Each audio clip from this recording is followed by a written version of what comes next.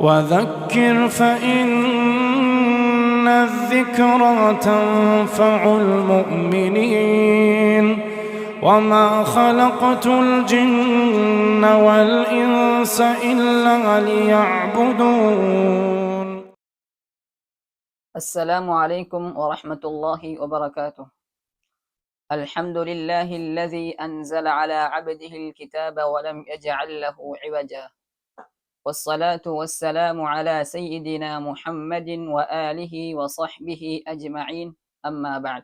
இப்புனிதமிகு ரமலான் மாதத்திலே ரமலான் சிந்தனை ஊடாக ரமலானும் தர்மமும் என்ற தலைப்பின் ஊடாக உங்களை சந்திப்பதில் பெரும் மகிழ்ச்சி அடைகிறேன். அல்ஹம்துலில்லாஹ். அல்லாஹு தஆலா நம் அனைவருக்கும் புனிதமிகு ரமலான் மாதத்தை அடையக்கூடிய சந்தர்ப்பத்தை தந்துள்ளான். அல்லாஹு தஆலா இம்மாதத்திலே அதிகமான அமல்கள் செய்வதற்கு, அல்லாஹுடைய பொருத்தத்தை அடைவதற்கு நம் அனைவருக்கும் அருள் பாலிப்பானாக. இன்றைய ரமலான் சிந்தனை ஊடாக ரமலானும் தர்மமும் என்ற தலைப்பில் ஒரு சில நிமிடங்கள் உங்களோடு. ரமலான் என்பது மிகவும் சிறப்பான மாதமாக இருக்கின்றது. அதிலும் நபி ஸல்லல்லாஹு அலைஹி வஸல்லம் அவர்கள் ஒரு நபிமொழியில் சொன்னார்கள், ரமலான் மாதத்தில் தர்மம் செய்வது மிகவும் சிறந்தது என்பதாக. இந்த நபிமொழி திருமிதி என்ற கிரந்தத்தில் பதிவு செய்யப்பட்டுள்ளது. பொதுவாக நபி ஸல்லல்லாஹு அலைஹி வஸல்லம் அவர்கள் ரமலான் அல்லாத காலங்களில் தர்மம் செய்வதில் கூடுதல் கவனம் செலுத்தி உள்ளார்கள். ஆனாலும் ரமலான் மாதத்தில் அதைவிடவும் அதிகமாக கொடை கொடுப்பதில், தர்மம் செய்வதில் கூடுதல் கவனம் செலுத்தியுள்ளார்கள்.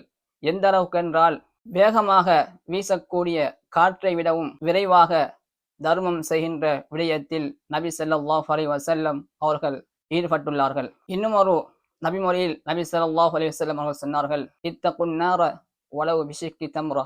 ஈச்சங்கீற்றையாவது கொடுத்து நீங்கள் நரகத்தை விட்டும் பாதுகாப்பு தேடிக்கொள்ளுங்கள் என்பதாக நபிகள் நாயகம் ஸல்லல்லாஹு அலைஹி வஸல்லம் அவர்கள் நபிமொழியில் சொன்னார்கள்.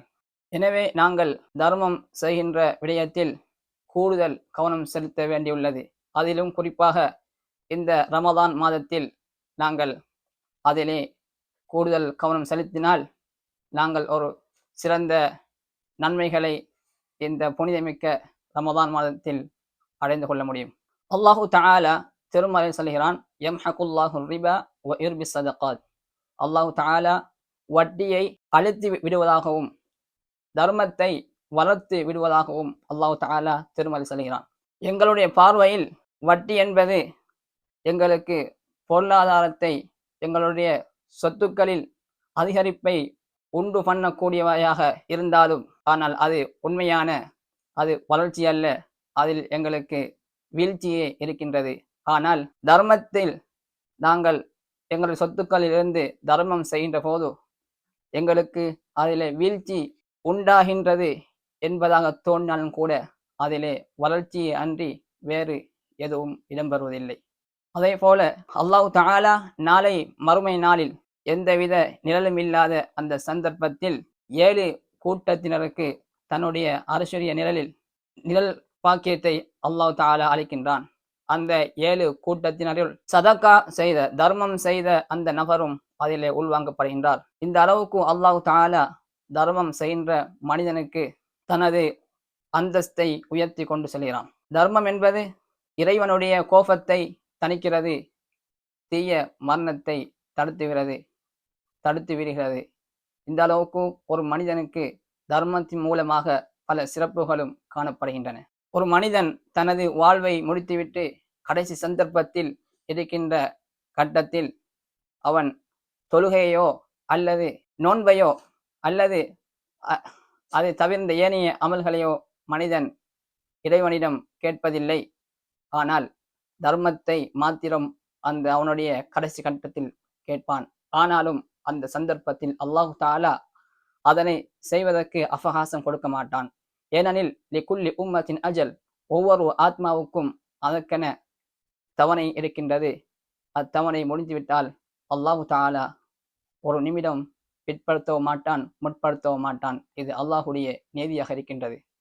அது மட்டுமல்ல, மனிதன் கபருடைய வாழ்க்கைக்கு சென்று அவன் நரகத்தில் சென்றாலும் கூட சுவனவாசிகள் நரகவாசிகள் பற்றி கேட்பார்கள், உங்களை இந்த நரகத்தில் சகர் என்ற நரகத்தில் உங்களை நுழைவித்தது எது என்று கேட்டதற்கு நரகவாசிகள் பதிலளிப்பார்கள். அதிலே 4 பதில்களை அளிப்பார்கள். அதில் 2வது பதிலாக வலம் நகு நுத்இமுல் மிஸ்கீன் என்று பதிலளிப்பார்கள். அதாவது நாங்கள் உலகத்திலே வாழ்கின்ற சந்தர்ப்பத்தில் தேவை உடையவர்களுக்கு நாங்கள் உணவளிக்கவில்லை, தர்மம் செய்யவில்லை என்பதாக சொல்வார்கள். இந்த அளவுக்கு ஒரு மனிதன் உலகத்தில் இருக்கின்ற சந்தர்ப்பத்திலும் கூட உலகத்தை விட்டு பிரிந்து நரகத்திற்கு போனதற்கு பின்னாலும் அவன் தர்மம் செய்யாதை விட்டு அவன் கவலை அடைகிறான். எனவே அல்லாஹ் தஆலா நம் அனைவருக்கும் இந்த ரமதான் மாதத்தை தந்திருக்கின்றான்.